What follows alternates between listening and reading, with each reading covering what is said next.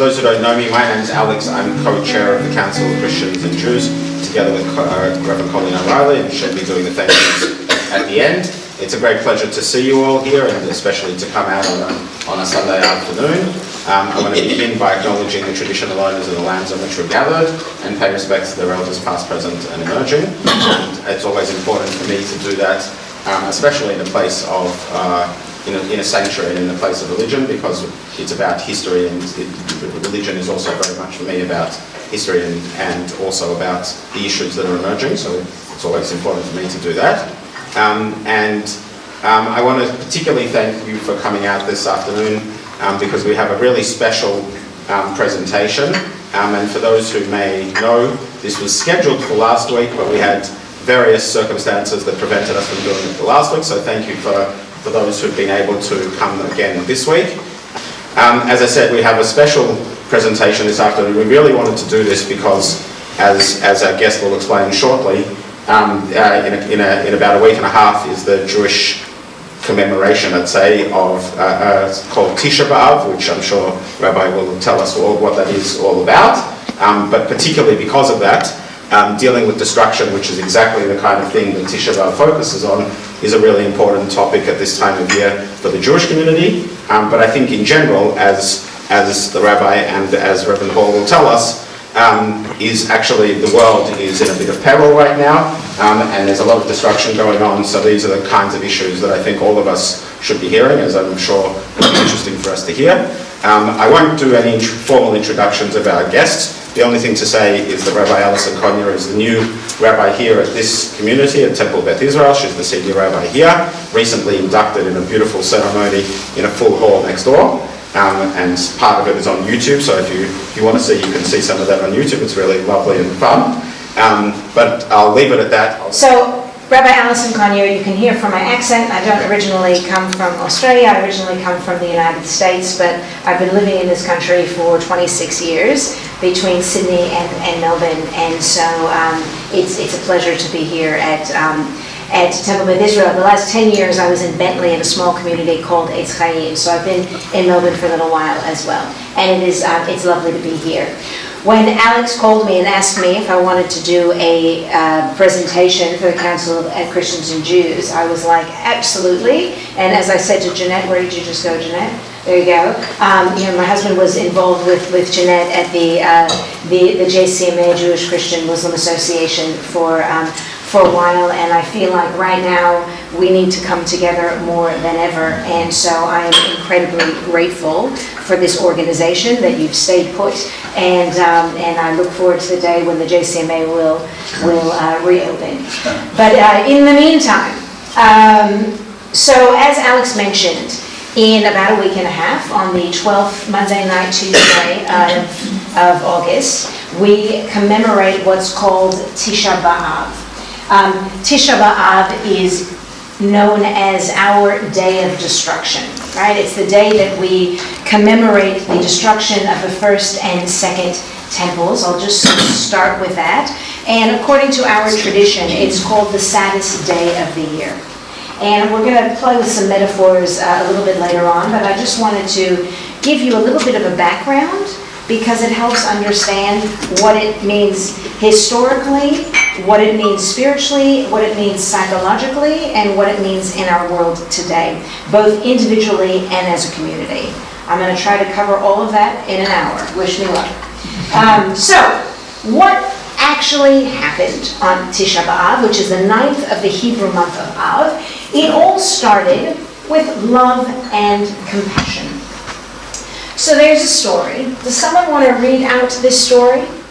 Once there were two brothers who inherited a farm. They worked the farm, I have to come up a bit closer, together for years in brotherly love.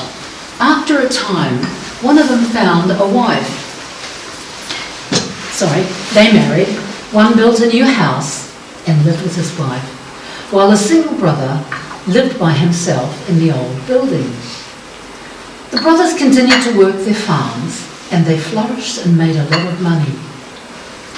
The one who had a wife eventually had some children, a large family, 10 children, and the other brother was still looking for a wife, he was alone.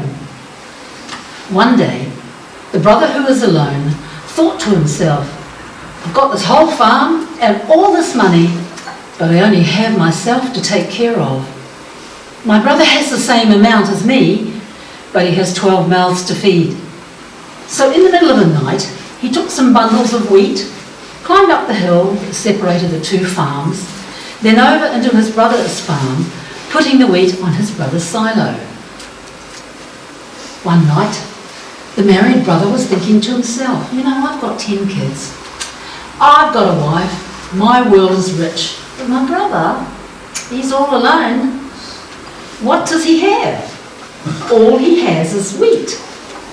So, in the middle of the night, he took a bundle of wheat, climbed the hill, and carried it over to his brother's silo. Back and forth, each of the brothers went. Every night, each one would climb the hill, pass over to the other side, and put wheat in the other's silo. And the next morning, each one always wondered, how come I've got the same amount of wheat? One night, while they were passing over to bring the other their bundles of wheat, the two brothers met at the top of the hill. And immediately, they understood what had been happening. They fell into each other's arms, hugging and kissing. It is on this site that the Almighty chose to build the Holy Temple. Because when a human being loves another human being, the Almighty is with us wherever we are, because that is what living is really about. Thank you, Lorraine, for your beautiful reading. So this is a story that is that's a story in our tradition that talks about why is it that Jerusalem was created where it was created. So we're told that on this spot at the top of the mountain where the two brothers met, that is where Jerusalem has been built. And it was built on brotherly love. It was built on that compassion and love of family. And so that's what the Yerushalayim means, Ir Shalom means the city of peace. So the city of peace, anything but at the moment, but the city of peace was designed to be the city of love and to encapsulate that based on this story. So it was a dream. And on this, we built a Beit HaMikdash. So I'll talk about it a little bit later, but I'll just say this. The word for temple in Hebrew is called Beit, which means house, and HaMikdash. Mikdash comes from those of us who know a little bit of Hebrew. What does Kadesh mean? Kadosh? Holy, right? So the word HaMikdash is the holy house. It's the house that holds holiness. What does holiness mean? Sacredness, sanctity. Great. What does sanctity mean? To be sacred? Right, so kadosh means, right, it's separate from the ordinary, right? Ben kodesh l'chol separates from the holy to the profane to the ordinary. So it's something set apart as being special and different, 100%. Anyone else want to give something to it? It's where God is. It's where God is, right? He's everywhere, but that's special. Right? So it's where God is. So when we bless wine, right? In all of our traditions, we bless wine. Is God in the wine? I guess it depends on whether you're Catholic or not. Right? But so in our Jewish tradition, we say, what's the difference between a wine glass and what we call the Kiddush cup, a cup of kadosh, of holiness? What's the difference? The answer is Usage. It's not only the usage, but how do we use them both to drink wine? But what do we do over a Kiddush cup that we don't do over a glass of wine? Make a blessing. Right, we say a special blessing. Right, we say a special blessing over it. So by invoking God's name, by invoking God's blessing, we imbue holiness upon it. Right? So this Yerushalayim, this Ir Shalom, this Jerusalem, this place that's built on brotherly love on the top of this mountain, which is filled with self-sacrifice, which is filled with caring and compassion of others, is where we build this house that contains holiness, that reminds us to set things apart, that reminds us to dedicate things to something beyond ourselves. It reminds us to show gratitude to things above ourselves. Very, very important. And for those of us that know a bit about the temple, what happened back in biblical times is that Jews would come and from all over Israel, and they would make offerings to the Beit HaMikdash, to the temple, and they would say, God, will you please give me a good crop this year? And then when they had a good crop, they'd say, God, thank you so much, this is great. Because if you don't say please and thank you, what happens? Right? So that's what it was, but they communicated, and there was a bunch of other sacrifices or things they brought, offerings that they brought to God, and that was their way of communicating so things would happen. Right? They would say, sorry, God, or sorry that I did this, sorry that I did this, oh, I'm so grateful for this. So there were different reasons why we made offerings, but our offerings were, in biblical times, our way of communicating to God in order for things to happen for us. That was great until it wasn't, right? So then the dream was destroyed. The first temple in 586, in 586 BCE, before the Common Era, the temple was destroyed. They came in, thousands of Jews were forced into slavery and exile in Babylon. It was not only devastating to leave our homes and our houses and our space, because it was no longer our holy space, but it was also the worldview of the Jewish people. What happens when your entire worldview, the way things happen, the way you communicate, all of a sudden shatters? Who are we? What do we do? How do we communicate? How do we make things happen? How do we connect to others? It was mind-boggling and devastating, and it was a destruction not only of the building of the space, but of the soul of the Jewish people. What do we do? So, what do you do when you're really upset? I don't know, my son still does it now, he writes songs, right? What do? We wrote poetry to record our loss and our sorrow. And so, many of us know this, right? The Song of Babylon by the Rivers of Babylon. So, but even if you listen to the words, right? If you listen to the words, we're carried away in captivity. How do we sing the Lord's song? How do we sing to our God in a strange land? Because everything was embedded in us being in that land. Right? That land is indigenous, and when we moved into it after the end of the book of Deuteronomy, we moved into the land, and we've been there ever since. Right? And we lived there for a long time, conquered and unconquered and conquered again by different people, and then we built the temple, we connected with God, everything was great. Now what do we do? So many of our prayers, so much of everything is about living in the land. So we had to redefine our sense of identity, redefine our sense of purpose, had to build ourselves up from the ground up. We don't have the temple, we're not building the physical structure, so what are we building up? How do we do it? We cry, you have to deal with your mourning. You can't shortcut loss. You have to grieve, you have to feel pain, and then you get to the other side. And you always miss it, right? So, the book of Lamentations, the book of Echa, is what we read on Tisha B'Av, on the 9th of Av. We read this. Now, our tradition attributes it to the prophet Jeremiah. Biblical scholarship attributes it to 5 different authors. But even so, the chapters are well, I'll talk about it a bit later. They have different themes, but it is very woeful. And I just wanted you to listen to what it sounds like when it's chanted, just so you can hear it for a little bit.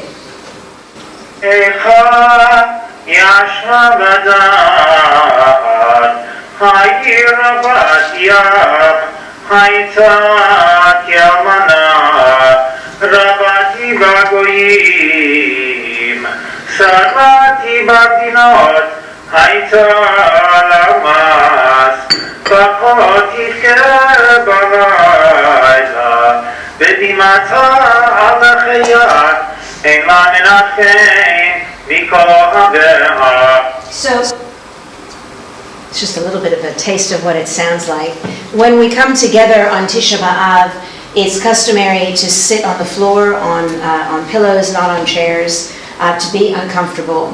And if you listen to the sound of it, da-da-da, da-da-da-da, it's like it's a mixture of a wailing and a crying. And you need to get out your grief.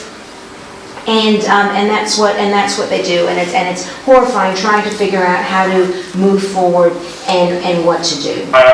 Oops. Right? So that's what happened. Meanwhile, a few hundred of years later, the building of the second temple commenced, and 500 years later, after the second temple was created, 500 years later, on the same day according to our tradition, on Tisha B'Av, in the year 70 CE, 70 of the Common Era, the temple was destroyed. Herein lies another story. Can someone else do a beautiful dramatic reading? It happened this way. A certain man had a friend named Kamsa and an enemy called Bar Kamsa. He once made a party and said to his servant, "Go and bring Kamsa." The man went and brought Bar Kamsa. When the man who gave the party found Bar Kamsa there, he said, "See, you are my enemy. What are you doing here? Get out." Said the other, "Since I'm already here, let me stay, and I will pay for whatever I eat and I drink." Said the host, "Absolutely not. Then let me give you half of the cost of the party." The host refused. "Then let me pay for the whole party." Still the host refused, and took him by the hand and threw him out. Said Bar Kamsa, "Since the rabbis were sitting there and did not stop him, this shows that they agreed with him. I will go and inform against them to the government." He went and said to the emperor, "The Jews are rebelling against you." Said the emperor, "How can I know that this is true?" "Send them an offering," said Bar Kamsa, "and see whether they will offer it on the altar." So he sent with him a fine calf.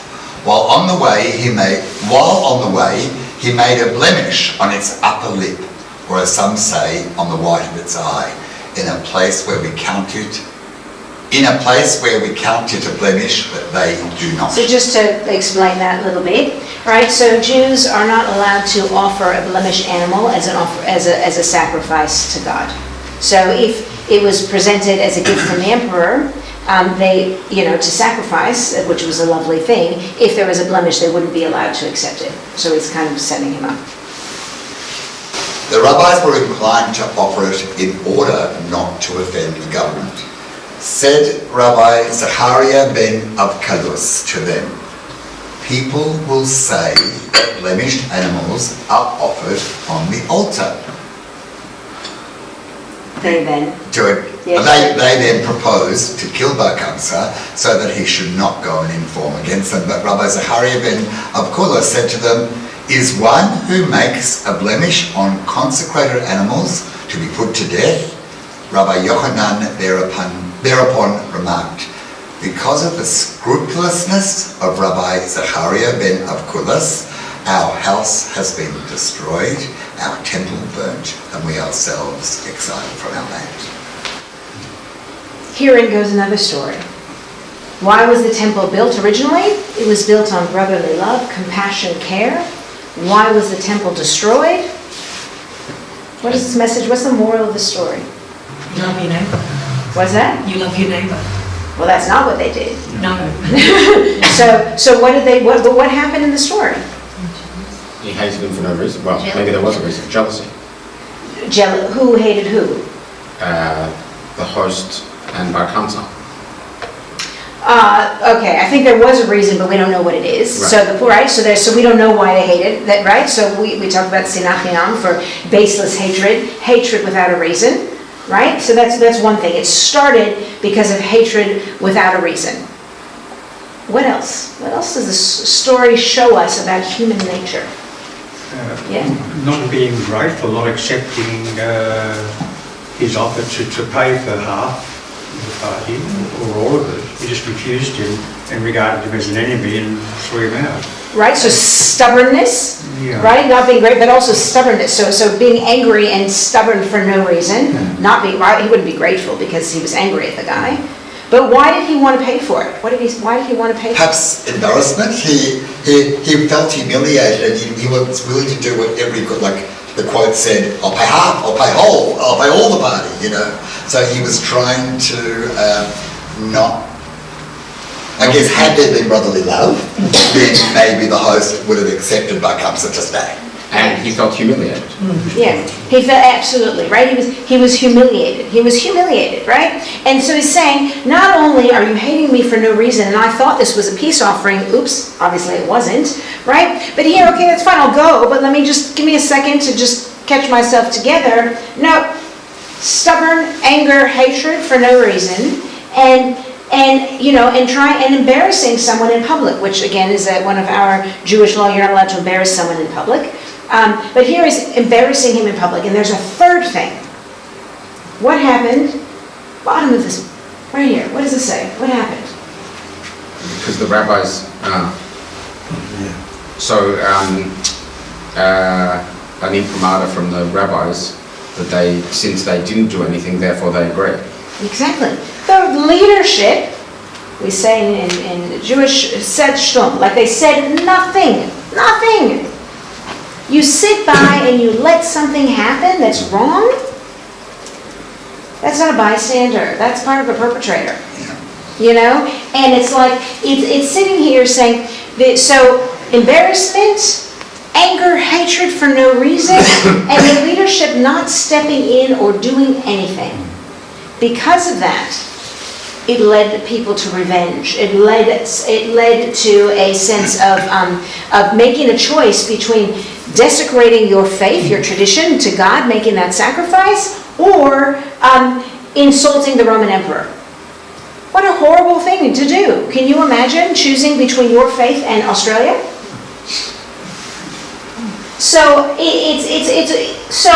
And because of that, because we were put in this situation, we are told that the temple, the holy place, was destroyed. Because how can you hold holiness amongst people who treat each other like that? Alison, could that thought have come from the thought that you were just expounding upon, have been the source of so much commentary through history, including after the Shoah, of if you are complicit, if you try to be neutral, you're actually more likely to be on the side of the perpetrator than it's said, Ali Rizal, many people have said it from the Holocaust and before. Could that have been almost the source of that?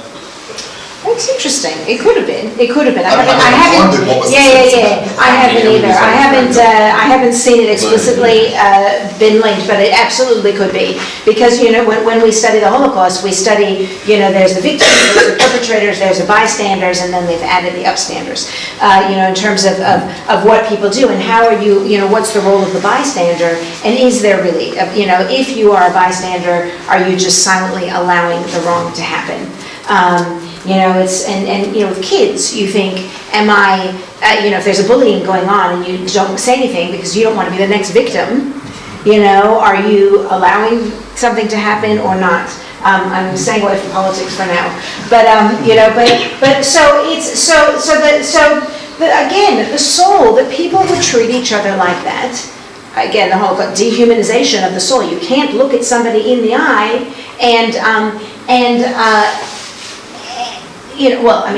Kamsa did, right? You can't look the host of the party and be that villainous. And if you can, what does that say about humanity? That we have gone down to that point of view. I will slightly bring in politics, modern society, because I was talking to someone recently who was doxxed, someone who's not even Jewish. He's actually in the process of becoming Jewish, but he was doxxed, outed by the community because he was an artist, and he says, people who were friends, they're no longer talking to me. They've canceled me. I've done all the things that I don't know how much you know, but all the things that are being heard, not getting work, being canceled when you're doing things, friends are unfriending you on Facebook, all these things. And I said to him, I said, forget the people that you're friends with on Facebook, but people who you actually know, who you were friends with, just like university students who I talk to who people are refusing to be their study partners or lab partners because they're Jewish. And I said, people who you worked with last year but you're not working with this year, can you sit down at the table, look them in the eye, and say, do you really think I would support genocide? You know me.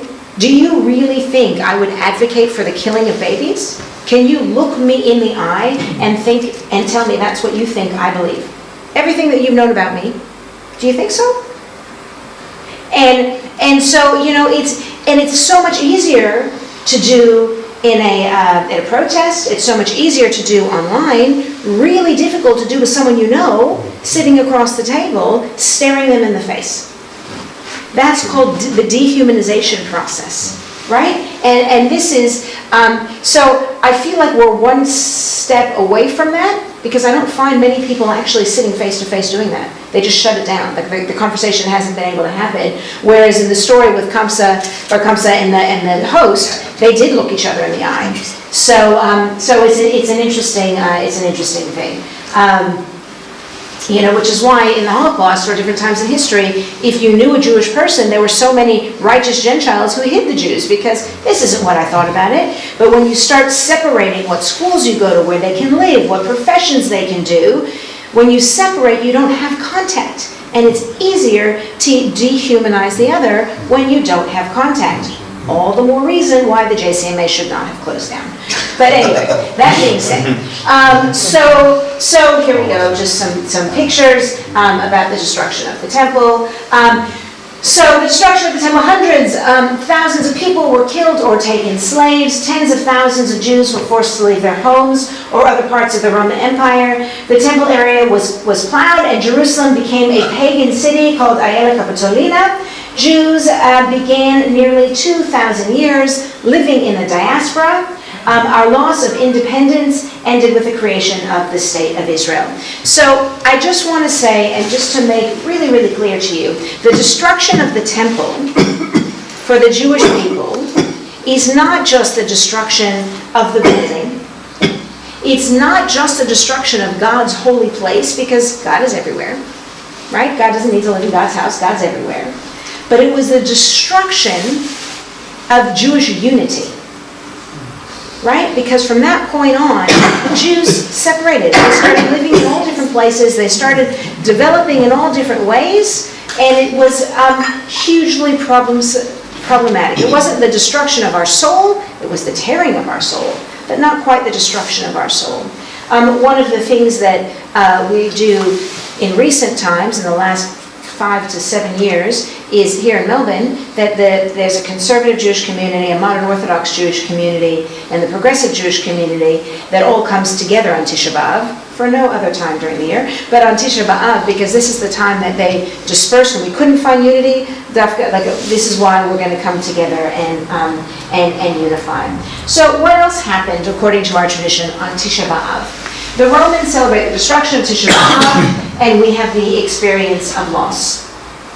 Oh, I said this already. The destruction of the temple represents the destruction of Jewish life as we knew it, the destruction of Jewish unity, and the destruction of hope, which is a really harsh thing to say. And I say this because right now, there's a lot of Jews that are feeling, where's the hope? It's really hard to hope right now. When you look and you say, what's next? How is there ever going to be peace right now, regardless of who's escalating? How? And it's really problematic. And here, destruction, they're dispersed. How are we going to get back to our homeland? How are we going to rebuild our temple? Where do we go? And with the loss of hope, what do you do? What do you do? So, as we lived in Israel, those that were able to refine their hope, we committed ourselves to Zion. So many of the prayers that the Jews have is, you see here this quote right here, if I forget thee, O Jerusalem, let my right hand forget her cunning, let my tongue cleave to the roof of my mouth, if I remember thee not, if I set not Jerusalem above my chiefest joy. So then, Zion, Jerusalem, became synonymous with hope. Just like the promised land became synonymous with a better place, right? From slavery to freedom.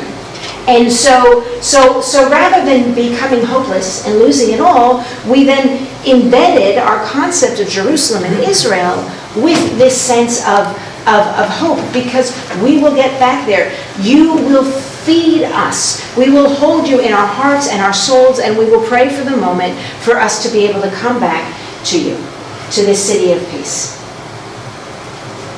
Meanwhile, In 1290, on the Tisha B'Av, on the 9th of Av, there was an edict signed in England, expelling all of the Jews. In 1492, yet again, another edict expelling all of the Jews from Spain. John Isaac, who was a great Torah scholar, led 300,000 Jews from Spain to be able, and he tried to get the edict overturned. He was the treasurer of the country, and it was obviously was not successful, and he led the Jews out of Spain. On Tisha B'Av, on the 9th of Av in 1492, it's very confusing if you're dyslexic, I have to say, was the commencement of the Warsaw in Poland. The Warsaw deportations began, and this was when the Jews first started being sent out of the ghettos into the gas chambers, into the death camps to die on the 9th of Av.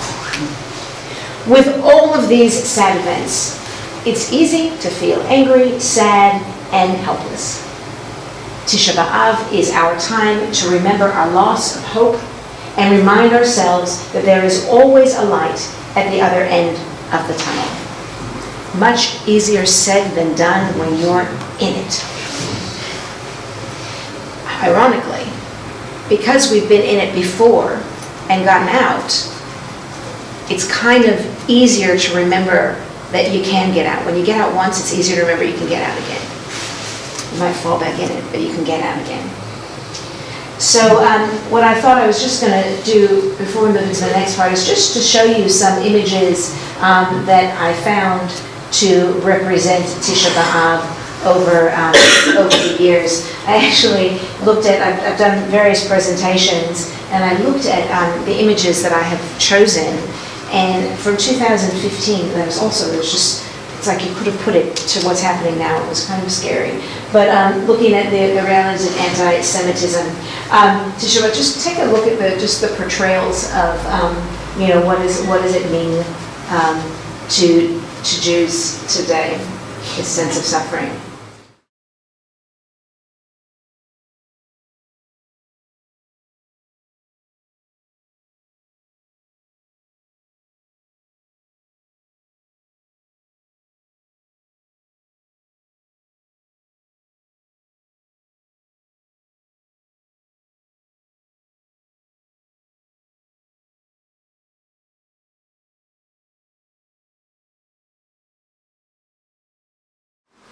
Tisha B'Av is also like a blueprint for dealing with communal grief. What is communal grief? When there's a whole group of people, all of us, right? The Jewish nation was grieving together. And if you take a look at the theme of each chapter in the Book of Lamentations, you will see that each chapter actually has a theme. Right, so you go. This isn't actually fully in order, I realize. But you have anger, just rage, which is chapter 2. You have sadness. You have resentment. How could this happen? It's their fault, not my fault. I'm resentful. If it wasn't for what they did, we wouldn't be in this position. Blame, guilt. What did we do wrong to bring this upon ourselves? Why are we being punished for this? And then ultimate despair. Like just the sense of sadness and emptiness and despair. With the last few lines in the last chapter that biblical scholarship said was added later, that's, we can't end on a really sad, horrible note. Like, who wants to end on a really sad, horrible note? And so they have this, let us return. There's a Hashivenu Adonai v'nashuva, let us return to God and we will return. If we return to you, we will return to God, we will return to the sense of hope, right? So even with all of this, there's hope. We just have to return. And what's beautiful is that how do we return? Inside first, right? It talks. The return to the space begins with the return to your internal world, right? You have to turn and change yourself inside. You have to go from grief to hope, from anger and despair to possibility, right? That's where it starts. You return to yourself inside in order to move then ultimately to transform that physical reality, whatever that may be, to better times ahead. I found it really interesting comparing this sense of communal grief, the 5 stages. There's lots of stuff on Elizabeth Kubler-Ross and her many of us may know this, her theories of going through grief. This is for an individual when we're dealing with a grief like a loss of a loved one or a loss of a job, a home. Like grief can happen in many different ways over many different things, right? So we have denial that manifests as avoidance, confusion, excitement, and shock and fear. It's kind of the first stage. Then anger, frustration, irritability, anxiety, moving into bargaining, which bargaining is like, okay, please don't let this happen. Or, it's like when somebody's dying or it's about to happen, it's this, well, if I do this, then will you save this person? Can I change fate if I bargain with you, God? Help others, I'm going to be good. If you get us through this, then I'll go to pray to my, place of worship every week for, the rest of my life. I always say don't make a vow or a promise when you're in grief. Then depression, helplessness, hostility, avoidance, right? It's helplessness, it should be hopelessness, right? That's depression. And then ultimately, you get to acceptance. It's happened. There's actually nothing I can do about it. I can't bargain my way out of it. I can be angry, I can deny it, but it's here. I can be sad, but it's here. So what do I do with this? You accept it and you realize, okay, life goes on. Life goes on. Like the Israelites who said, and the Jews who were riding by the rivers of Babylon, they're devastated and we go on, right? And so introducing new plans, moving forward, how do we go on? What are we going to do, right? That's what we need to do. Dealing with destruction. The interplay between the physical and the spiritual. So I've been talking a little bit about that as we go through. I mentioned to you, I love finding the right images to express what I'm feeling. Right. So the Beit HaMikdash, the house of God, is the physical manifestation around this divine concept, divine entity. Does God live there? Not really. Right, we know that, but it gives us an avenue of how to communicate to God. The images that I chose there, is also when you think of the metaphor between human beings and God in the temple. What comes to mind? Sacrifices, yeah. Shekhinah. What's that? The Shekhinah. The Shekhinah, right, is the divine presence, in dwelling places, right? So, oops, wrong one. So we often think that, you've heard this, right? The temple is the body of our soul. You heard that expression? I tried to find it. It's not actually in Judaism. I don't know where it comes from. But the temple is the body of the soul. I'm taking it because I like it, but it actually does not originate in Judaism.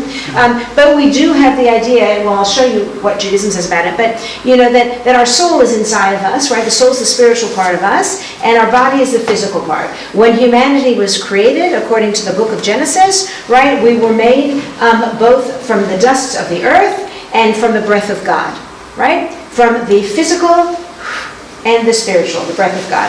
So we have 2 parts to make up humanity. And so the house of God is also inside of our bodies, right? Is inside of us. And so when we have a destruction of the body, it leads to the destruction of the soul. So this is from our tradition. Can I get someone to read this for us? Once when Hillel was leaving his disciples, they said to him, "Master, where are you going?" He replied, "To do a mitzvah." They asked, "What may that be?" He replied, "To take a bath." They asked, "Is that a mitzvah?" He replied, "Yes. If in the theatres, public squares and museums, the images of the king must be kept clean by the man to whom they have been entrusted, how much more is it a duty of man to care for the body, since the man has been created in the divine image and likeness?" Right? So what is this saying? Your body is your temple. It's your temple, right? So even though Judaism doesn't say it exactly, right? If you're going to clean these statues and these things that represent the king, surely we, each one of our individual bodies, represent the temple that holds God, the King of Kings, as we say, right? No matter what religion, surely we should care for our bodies because it holds our soul, especially since the temple has been destroyed. Right now, there's no central place, so we all have a piece of God within us. So, can someone read the one on the top left? If a physician cannot give a patient medicine for the body, he should somehow find and give medicine for the patient's soul. Right, fascinating thing. Well, here, we'll do this and then I'll talk to you about this. Someone want to read this one? A small hole in the body makes for a big hole in the soul. Really fascinating, right? Think about it. Think about when you've been sick, physically sick. When you're physically sick, you feel miserable. Been there, right? You feel miserable. It's really hard to be positive when you feel really badly. And once you heal, how much gratitude are you filled with? It's extraordinary. There's even the smallest little thing. You don't realize that you use your body in so many different ways. You weren't grateful. You didn't think about it. You took for granted because it just was not in your consciousness. And then all of a sudden you get it back. Like even right now, talking to you guys, I've had stomach issues. So, I'm realizing all the muscles in my stomach that are used to speak, to sing, right? The breath, how important is it to have breath? Or to move, and it's quite extraordinary. So when you can't physically heal, if you can make yourself feel better emotionally, there is bucket loads of research as to how it enhances your healing, your physical healing. Likewise, if you are miserable and angry and negative, it impedes your healing. I have a book somewhere in my office. I don't know if Norman Cousins here, a long time ago, he wrote this book about, was it his Final Exit? Was that his or something? Anyway, but it was all about fighting cancer. I don't know that I fully, believe everything that he said, but it was, it was all about, laughing, smiling, positivity. That's what cured my cancer. I don't know if that's what cured your cancer, but it certainly helped, right? It helps because it wears us down, negativity, pessimism, because we don't have hope. And literally, there are scientific studies that show that. So if you have no medicine for the body, at least try with the soul. It can help. Yeah. So, two thoughts, one response to each one. I don't think you'll like the second one, but we'll say. The first one is, it makes me think of the 4-word Hebrew blessing for healing. We don't wish people in Hebrew just get well soon. We traditionally say, refuah nefesh or refuah guf. May you have a healing of the soul along with the healing of the body. Right. And it actually says nefesh first. And generally we say it when someone's physically unwell, but may you have a healing of the soul before we say a healing of the body. So yes. I'd love your comment on that. But the second quote, Alison, it's made me think the opening half, a small hole in the body. I went to the great rabbi of our era, Leonard Cohen, who of course had the reference to there's a crack in everything, if you know that song. And that's where I went when I read that quote. So that sort of implies that goodness can come in through the light, but where in this quote from Rabbi Dov Bear, it's sort of implying that it's a negative. Well, I think it depends, because a crack, nothing's perfect, right? So a crack is fine, right? We have to heal that. But is the crack going to let the light in, or is the crack going to let the darkness in? I don't know. And I think the idea here is that a hole that is unwanted and problematic. It's whether it's a small thing or a big thing, but a small thing that impairs us is something that will negatively affect our soul. Now, as I'm listening to myself and actually arguing with myself at the same time and thinking about what you said, if someone has a handicap, right? If they're blind, if they can't do, or you become ill, you've got a chronic condition, right? We can say, is that a small or a large hole, or is this just the way it is? right? So I also think, I would say, a small hole in the body can make a big hole in your soul until you come to terms with it, right? But it also works the other way. A hole in your soul can... Yeah, a hole in your soul can, and the other way around, which is what you talked about before, and like you said about the nefesh, if you heal your soul, or spiritually or whatever, then you can feel better physically. And people, especially in the elder care, people who have a better attitude certainly feel better about, even if their life has no meaning, they certainly feel better about the end of life than if you're depressed every day. Absolutely. Absolutely.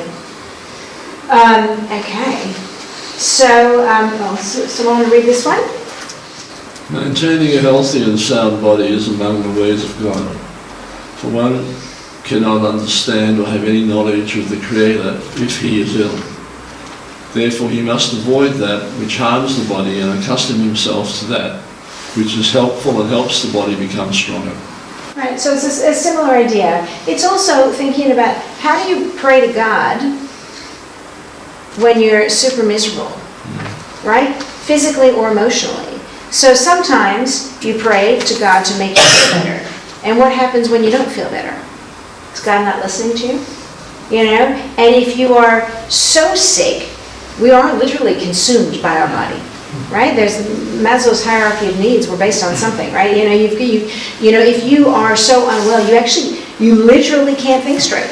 You can't think straight. So how do you pray when you can't think straight? Can't concentrate, you can't do anything. So maintaining your health is something that allows you to access your spiritual self and your connection to God.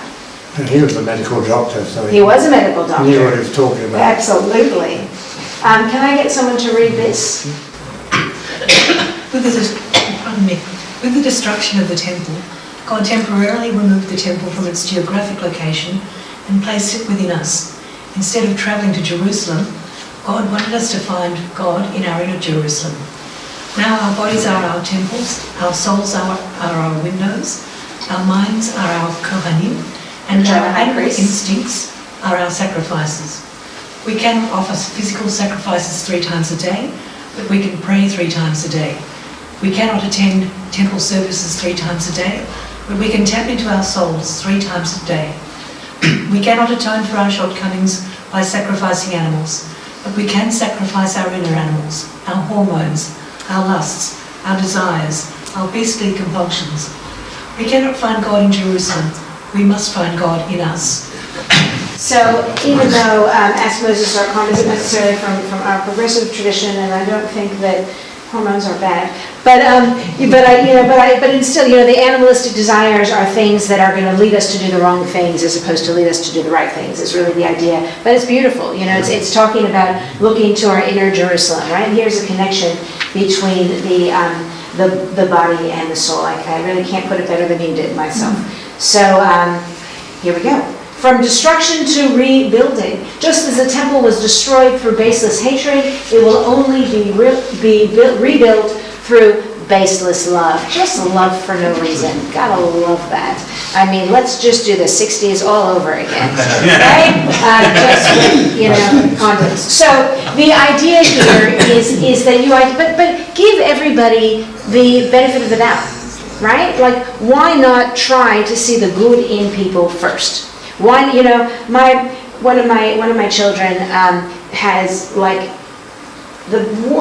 he was younger, like the worst temper tantrums ever. Like he would just be filled with rage, like this animal out of control. And I'm like, the others weren't, but this one was like, okay, what do I do with that? And at first you would try to like reason and argue, and then I finally realized I just sat and I looked at him, and he would just then I just hugged him. I said nothing, just hugged him, and I held him, and eventually he took some deep breaths, he caught me crying, and then he was all good.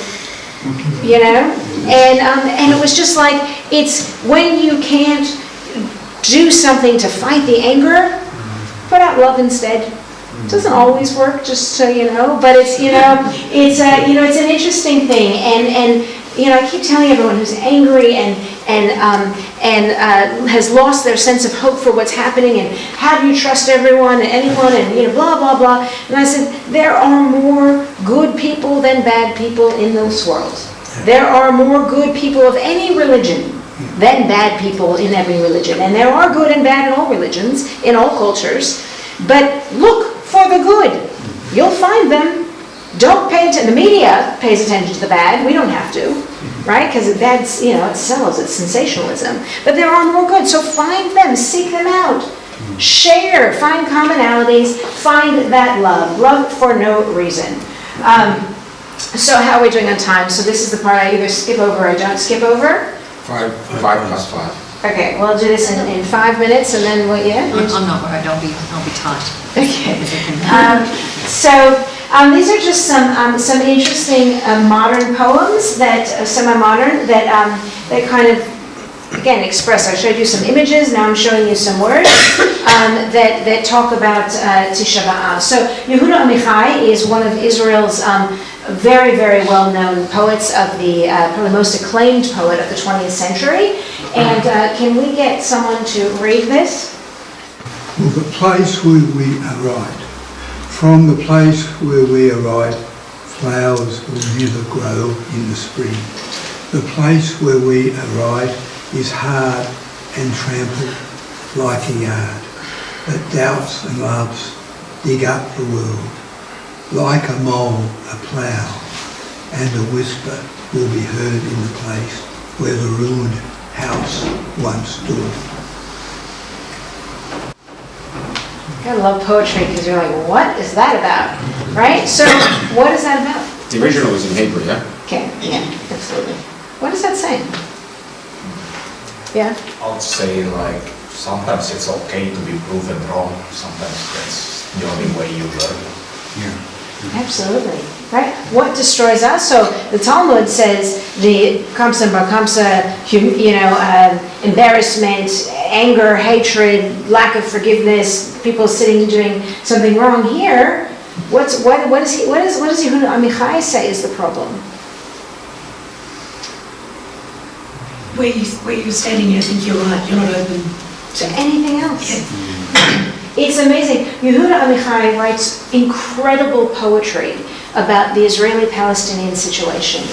Incredible stuff, talking about peace, talking about how can we stand. And if we constantly, I'm right, you're wrong, you're never going to go anywhere, right? And he's got a beautiful poem also talking about the sacrifice of Isaac. Anyway, we have different stories. The Quran and the Torah have different stories about it, but still, like he just does an amazing job encapsulating that. And here it says this is where holiness is ruined, when we're so set on being right that we can't hear or listen or see. Now that's one thing in terms of the conflict over there. Think about our own lives. Think about our relationships with our families and our friends. How often do we like, well, I'm right, you did it wrong, you don't understand, right? How often do we do it with ourselves? We get angry at ourselves because we didn't do it right, or we did it wrong, right? If we stand there, the holiness, the holy house, the relationship is broken and destroyed. Next one, who wants to read? Try to praise the mutilated world. Try to praise the mutilated world. Remember June's long days and wild strawberries, drops of fly in the dew, the nettles that methodically overgrows the abandoned homesteads of exiles. You must praise the mutilated world. You watch the stylish yachts and ships. One of them had a long trip ahead of it, while salty oblivion awaited others. You've seen the refugees heading nowhere. You've heard the executioners sing joyfully. You should praise the mutilated world. Remember the moments when we were together in a white room and in curtain flattered. Return in thought to the concert with music flared. You gathered acorns in the park in autumn and leaves eddied over the earth's scars. Praise the mutilated world and the grey feather thrush lost and the gentle light that strays and vanishes and returns. Again, if we had more time, we can analyze that a lot. But here it's saying the world is not perfect, right? We can focus on what's broken, we can focus on all the wrongs and all of the cracks, or we can actually focus on what's right, the joy, the concerts, the music, the leaves that cover up the cracks, you know, the light that comes, that disappears but comes again. It's all how we choose to recognize it. The world is a cracked surface and always will be. How do we, let's acknowledge that, let's appreciate it, and let's focus on what's good within it. That's really the message here. Okay, moving on. Someone want to read this one?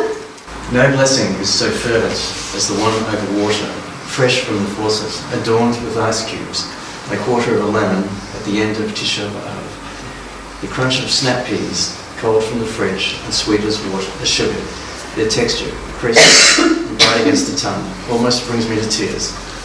A day immersed in trauma, the fallen temple of justice, mothers wailing for their sons. Our fast can't bring children back to life, rebuild what is broken. But it reminds me, people know this emptiness daily and have nothing to eat, and that other hunger for an end to prejudice, for a world redeemed. Keep going. God, rouse my thirst for righteousness. Make me care for this damaged world. So this is talking on Tisha B'Av, the 9th of Av. It's customary for Jews to fast. So they say, what's the most amazing thing? The water you have right after the fast, right? That's cold water. It quenches the thirst. And, you know, we talk about the devastation, the destruction, the trauma of the temple, of the unity, of the loss of hope. But we experience this loss, in a sense, on a daily basis. And we are hungry. We are hungry for various things. We hunger for an end to prejudice, for a world to be redeemed from all of the bad things, you know, to get rid of war, to get rid of anger and lack of love and trust, and celebration of difference, and celebration of similarity. Where's that? Right? Rouse my thirst for righteousness. We know that's right. Rather than being upset about the fact that it's not there or we can't find it, we find it within, so share it. Right? That's what this is saying. Rouse my thirst for righteousness and let me care for this damaged world. Let me give back. Let me see it. Let me put it in there. Not look for where it's not. Trying to find hope in a broken world. Lo tisna et echicha levavecha, right? Do not hate your brother in your heart. It's all about the way we look at things, right? We can choose to work on what's not there or what is there. And I just would say that I think it's very fitting that the Israeli anthem, national anthem is Hatikva, about the hope, right? That is something that we always have. That's what, for the Jewish people, Israel represents. It represents hope. Hope for the Jewish people, hope for humanity, and hope for the world. So I will end my presentation by saying I absolutely hope that we can all find within us and be emissaries of that hope to all of those people we come into contact with, regardless of religion, race, or creed. And if we can't find it, at least let us share ours with them. Thank you all very much.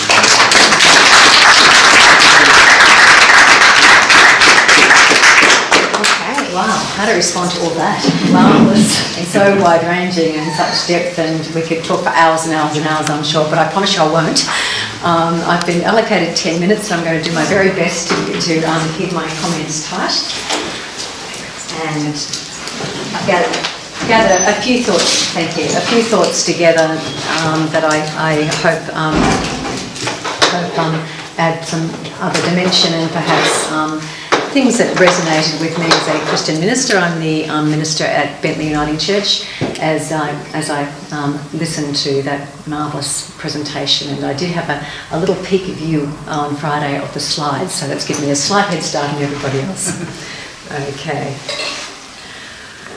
Well, what it did give me an opportunity to do was to revisit the Book of Lamentations, to learn about Tisha B'Av and in more detail, and to revisit that book, which I admit have tended to shy a little away from because it's a hard read, it's painful, it's a hard read, but no, I sat and read it, and I'm glad I did, because I visit it and in more detail, because it so powerfully expresses that spectrum of human emotions in the face of enormous adversity, and of course our world, I mean, so many areas of adversity, the COVID pandemic, which is still with us, climate change and all its ravages and ramifications, the ongoing wars in Gaza and Ukraine and elsewhere.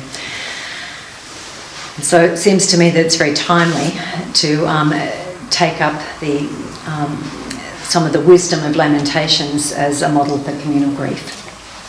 Anger, resentment, blame, guilt, despair.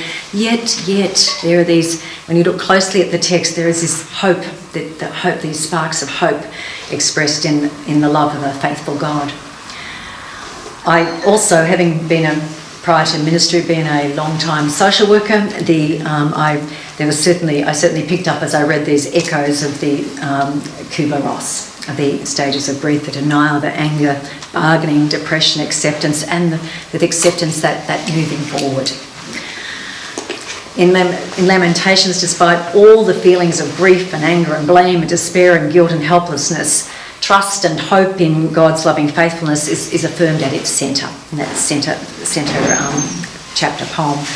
And notably, the only words attributed to God are, anyone know them? Do not fear, do not fear. You came near when I called you, you said, do not fear. The people's adversity stops them in their tracks.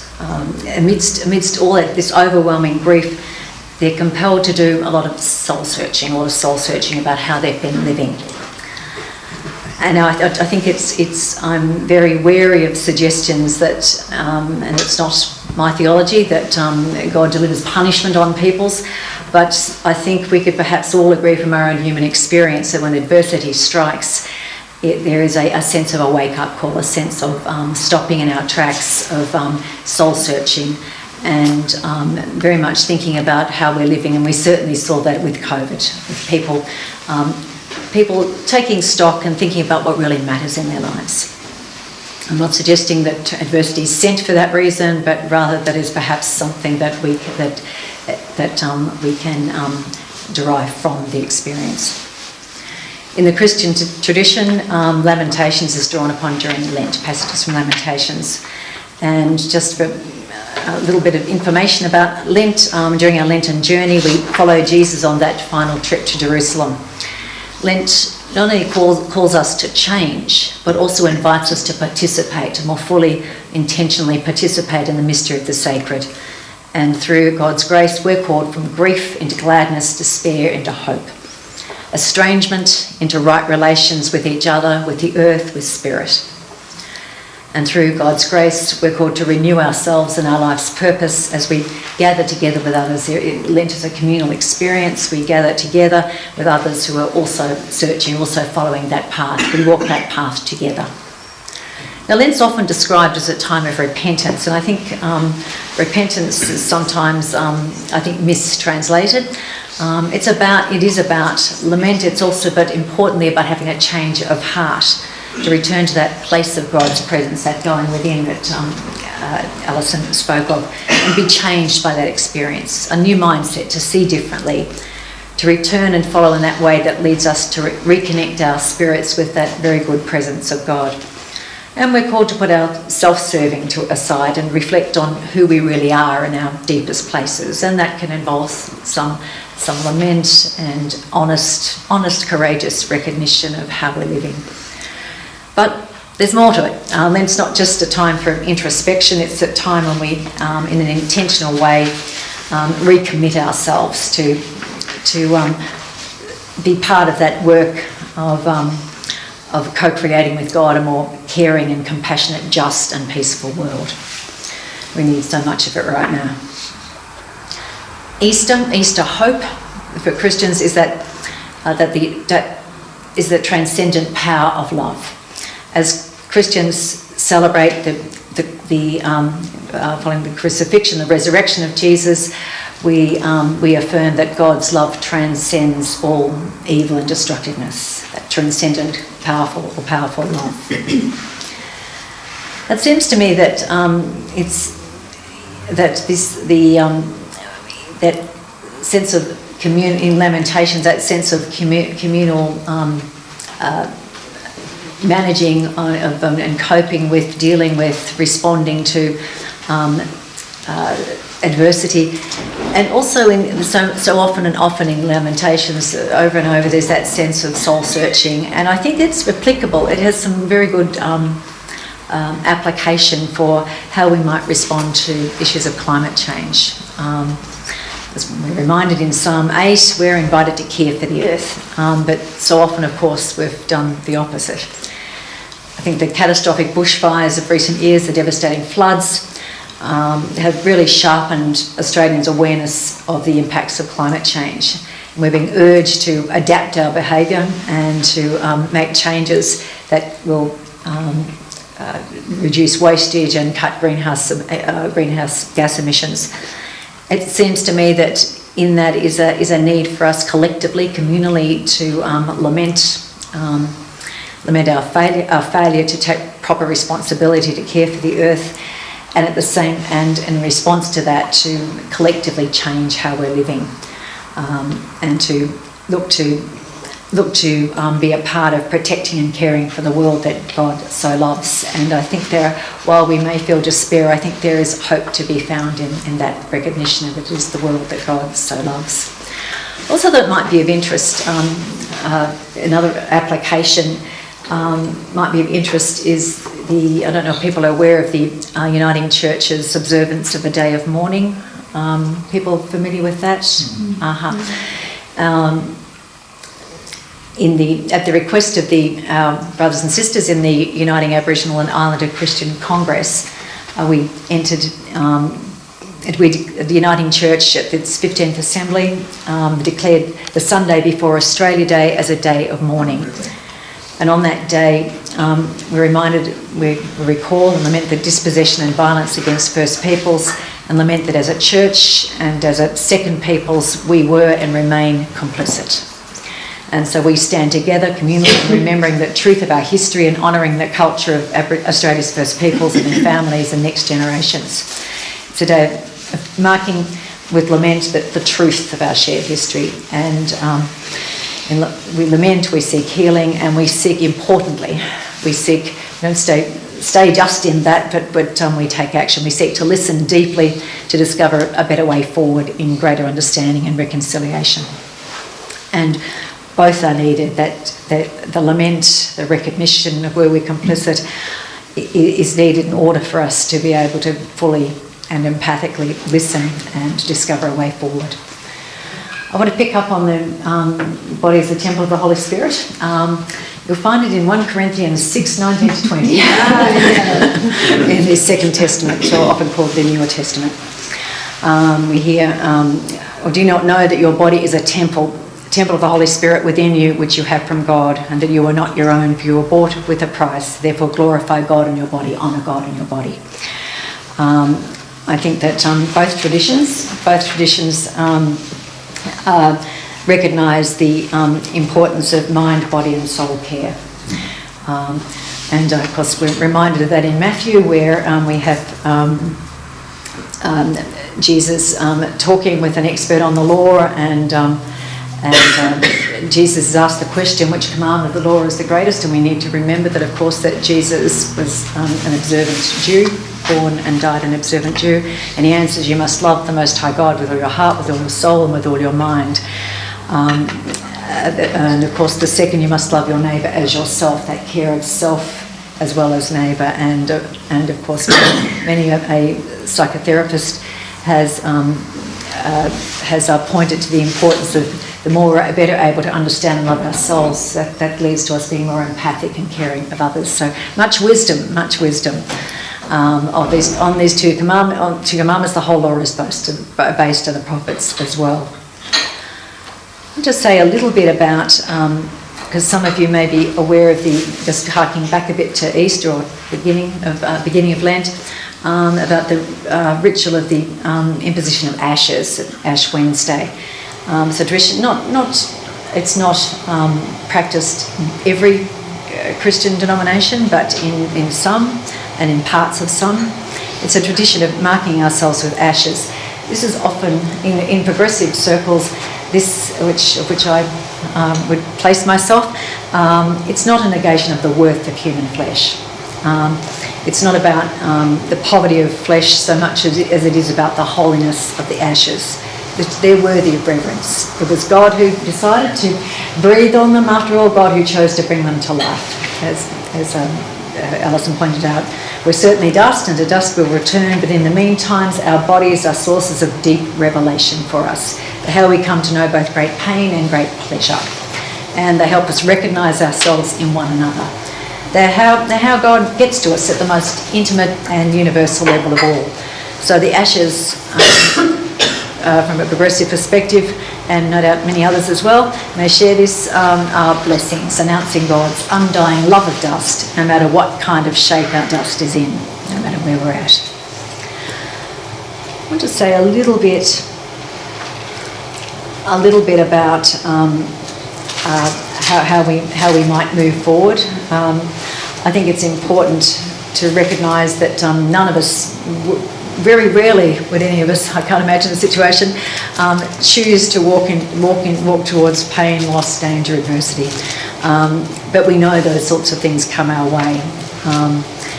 And I don't think this means that God wants us to suffer or wills bad things to happen to us. We live in a fragile, broken world, and those tough times and hard-going times can last quite a while. Yet we're promised that God's love and care is present with us, and there are glimpses of that expressed, and particularly in the middle part of Lamentations. God's love affirms our absolute belovedness. Bad things that happen, like global pandemics, may well have no meaning in themselves, but we can choose to give them meaning.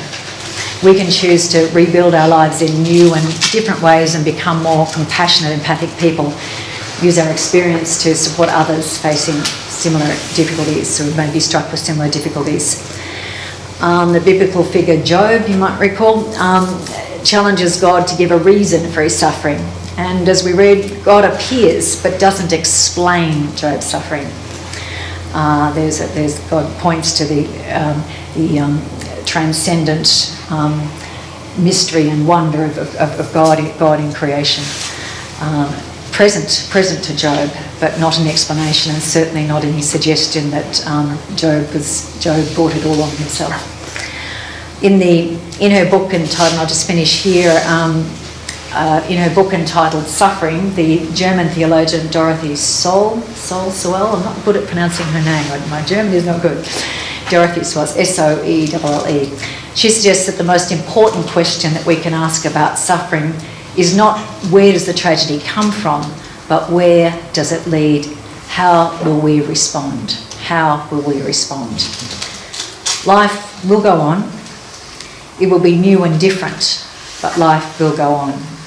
How will we respond? Thank you.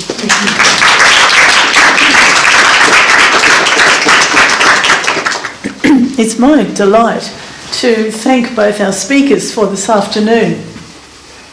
Hasn't it been a rich feast?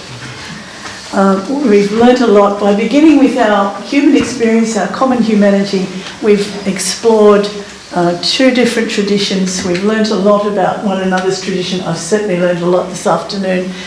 And I think we've exemplified the work of the Council of bringing people together to walk together in mutual understanding, to develop our understanding, to grow in knowledge, and to deepen our regard and love and understanding. It's been a wonderful experience. I want to thank you both for bringing us the riches of each tradition towards the common experience of suffering and all that is destructive in our world.